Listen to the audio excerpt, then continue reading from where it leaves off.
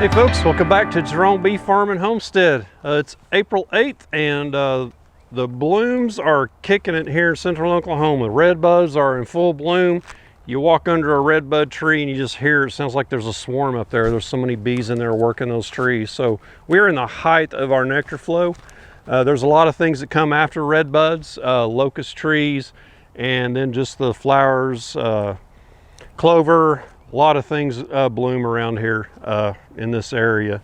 So it will have been 2 weeks this weekend and 2 days since I've been in there and supered up. So usually I try to get into my hives once a week and look for swarm cells, so that way you catch them before they swarm. I just found a little swarm up there by the barn in my old frames that I had laying out there, and there was a box sitting there with some empty frames in there, and they just moved in there. Little swarm about that big. So we'll take care of them. So I went and I looked at my notes to see when I put the supers on what I found, and also from when I rotated my hives, which ones I rotated and which ones I noted were really strong. And so last time I did that, hive 6 and 10 I noted was building up the drone comb. I noticed that when I was putting the supers on, I could see it from the top. They had some up at the top. So, and I busted them open and looked on the bottom, and they had it down there too. So we're gonna check 6 and 10 first. And also I noted 3 and 7 were really strong. Rest of my hives are not that strong. They're rebuilding from the really cold Arctic blast we had. It really set back the bee population. I didn't lose any hives from that, thank goodness. But so hive 10 has 2 supers on it. That one was really strong. So I thought this year I'd try, instead of putting 1 on and then another later, my strong hives, I'd just put 2 on right off the bat. The bees would be used to all that space there, and maybe they'll just fill them both right up. We'll see. Maybe some wishful thinking. So I've got some boxes here with some frames, some comb, and also some new frames that I built with the black plastic foundation, and I've coated them with wax. So that's all ready. I got me a nuke box here. I got a 10 frame deep, and let's just get in there and we're just gonna go with it and see what we find. So I'm gonna start with the 2 strong ones, the number 6 and 10 first, and see what we find. We may be doing some splits today, and I got my belt on this old floppy jacket so the bees can't get up in there, and we don't want no more stingnados happening this year. That was no bueno. So let's get going. Okay, here's hive 6, and first thing I need to do on most of these is open up some of these entrance reductions I have on there, because they don't need that now. They're strong enough to defend. So let's get in there, see what we find. Also brought some beetle blasters and some hive beetle oil, or beetle trap oil, just in case. I did see quite a few beetles coming out of winter. I was surprised at how many I saw. So it's going to be a bad year for hive beetles, I'm a guessing. So let's take a look at this honey super, see what's going on here.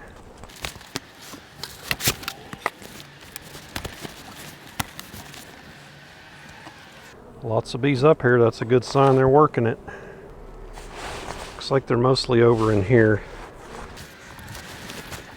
So I run 9 frames in my supers. Yeah. So you can see the shiny nectar they're starting in here.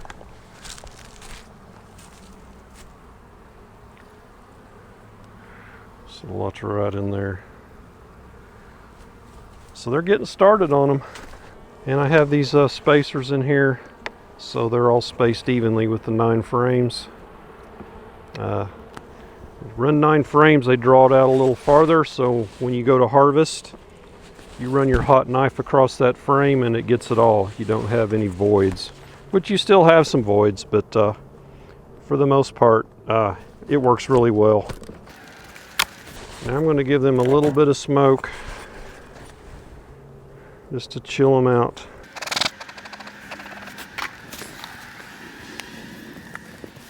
I'm going to go ahead and put this inner cover on top of that honey super.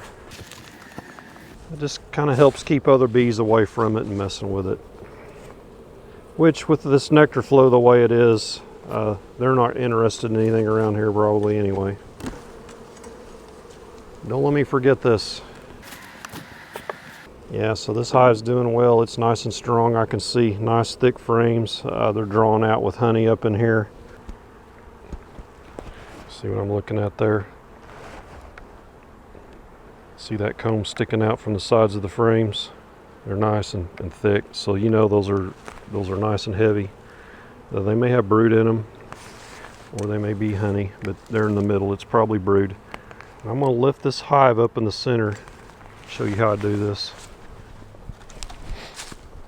Instead of pulling out every frame and looking at them, they're going to get raised up anyway, so just raise the whole box. And I felt some tension when I lifted it, so I know I broke some comb down there.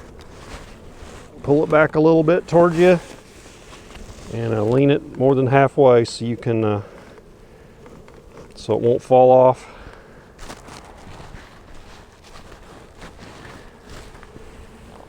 So here's where all the action is. So we're interested in looking up here on this one we got on its side. We're looking for queen cells, which I don't see any right offhand. I think I may see one. That right there, I believe, is a queen cell. This one right here. This up here may have been one, but it's kind of horizontal, so I don't think it is. I think that there is one right there. And these down here are just kind of little cups they haven't used yet. Get that out here. So you can see how they build those drone cells, and then the queen cells will usually be up in there as well. So right there's where that one is that I saw right there. Now with plastic frames, they'll most likely always be down here. If you've got natural comb where you don't have any plastic foundation, they'll build them up inside there, so you will need to pull out your frames and look at them.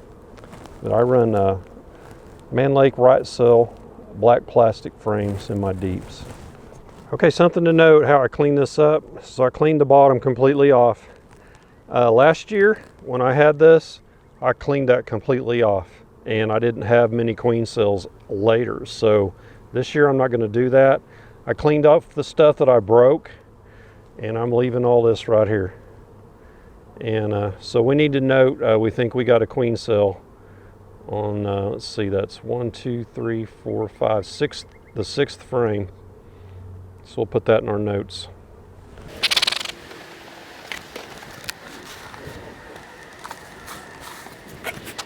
So at this point, we're assuming our queen is good. We're not going to go through there looking for a queen. Just don't have time to do that, you know, this time of year. You just want to make sure you're not getting swarms. And then later on in the year, after you've harvested honey, you start watching your hives and going through them and looking for, then you start checking for your queens. You look for hives that have population reductions and things like that. If you've got time to go look through your hives and go all the way through them this time of year, pulling every frame, checking your queen, you know, more power to you. I don't have the time or the energy. Okay, fill her up. Don't need this. Let's see. We'll go ahead and take a look here at the top, just to see how many bees are up there. I can see quite a few right here, but yeah, there's quite a few bees up here. So that comb is being protected. It's got lots of attention up there. Take this top super off, and then we'll see how they're doing honey wise, nectar wise. No weight to that, so they're not working it. Don't see much going on yet. I can smell it though. It smells good. A little bit starting to put in right there. So they're probably still backfilling their deep box from what they used all winter. Let's get this off. Looks good and strong. Actually, I'll probably just leave that on there. The propolis will hold it.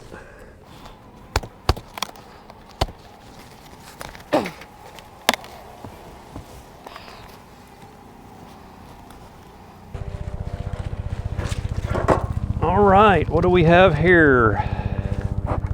So you see we got some drone brood there, broke off. Corresponding from right there in that spot. Lots of cups. Okay, see how these bees are working these? That tells me there's something in there. So get the flashlight out here. Yeah, see the white in there?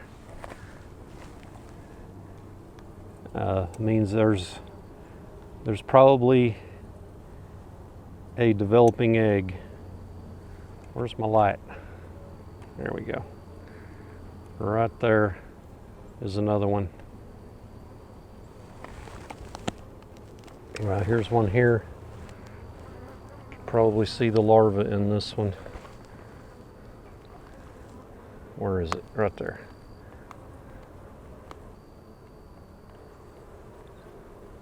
So there is a queen in there. And there's one there too. So, what do we do with this? These are uncapped queen cells, and they have not swarmed. You can tell there's a lot of population in here, but they're fixing to. We need to let these cells get closed up, and we need to find our queen. So in the probably next 3 to 4 days, as they close these up, we'll find our queen and we'll move her out of here. And then we may or may not split this. We'll see how many of these queen cells become viable. I believe this number 10, I didn't rotate it. It was so strong it had brood in the bottom and top, so I just left it alone. What's sad, if I go splitting this up, there goes the honey production. But got a lot of empty spaces we need to backfill. And I have, in addition to doing these swarm splits, I have 6 queens coming in May. I've ordered from Wildflower Meadows, VSH Italian queens. I've had really good luck with those. Really nice queens from them. Nice, big. They've produced a lot of honey, and they're very calm.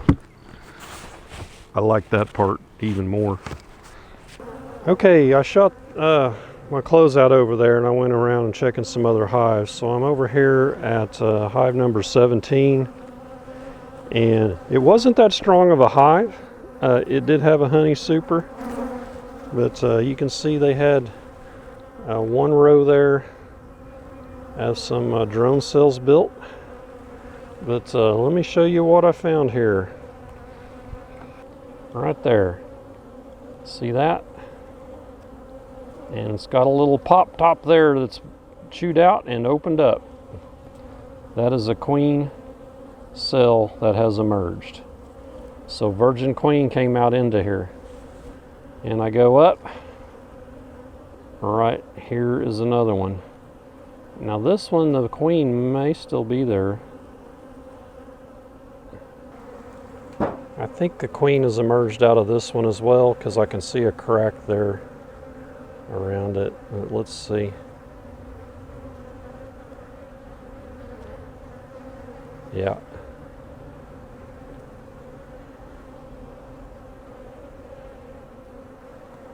So the queens come out of there as well. And here. And here. See how that's chewed around the side? So here's where our swarm came from. And that's why it wasn't that big. This isn't that strong of a hive. So it doesn't have to be a jam-packed, super strong hive to swarm. So I'm going to go through here and look for a queen, which I doubt I will find my marked queen. But if I do, I'm going to grab her.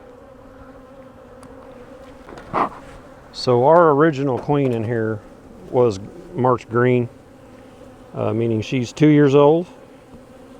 So that probably contributed to her wanting to go ahead and swarm. So we got us a nice brood pattern here where she's laid this up. And I see no eggs to the outside because the oldest or the youngest larvae are out to the outside, the oldest are in the center. So I'd be looking for eggs out here. I don't see any. So a queen, before she swarms, she'll reduce down and stop laying. Get ready for her swarm flight. Also looking for virgin queens in here while I'm looking. So this was Queen Ivy. Queen Ivy has flown the coop. Yeah, same thing, brood in the middle, no eggs to the outside. Here's where all of our queen cells were, some of them. There's one with a queen in it. No, it's not. See if I can find one of those queens. So I think I counted 3 emerged queen cells.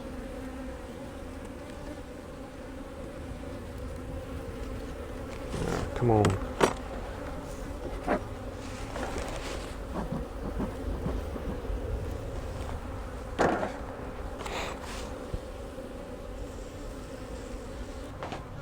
Okay, so we went all through here.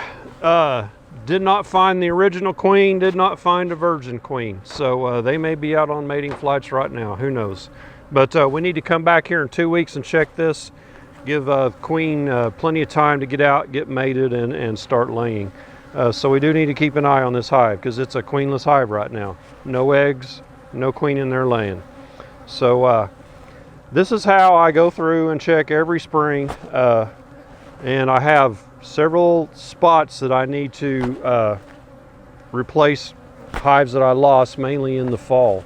So I think I've got 9 positions, and I've got 6 queens coming from Wildflower Meadows apiary in California via VSH Italians.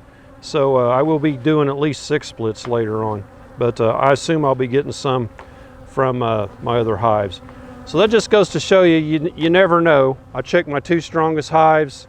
They hadn't swarmed, and I was just going through randomly checking, and I thought I would do this one because I didn't rotate it. And sure enough, this is not that strong of a hive, and it swarmed on me. So maybe that's that queen up there. We'll go see. If I find a green queen up there, we'll know I was right. So anyway, that's the end of the video. Give me a thumbs up if you would, and don't forget to subscribe to the channel on your way out, and we'll catch you on the next beekeeping video. Y'all take care.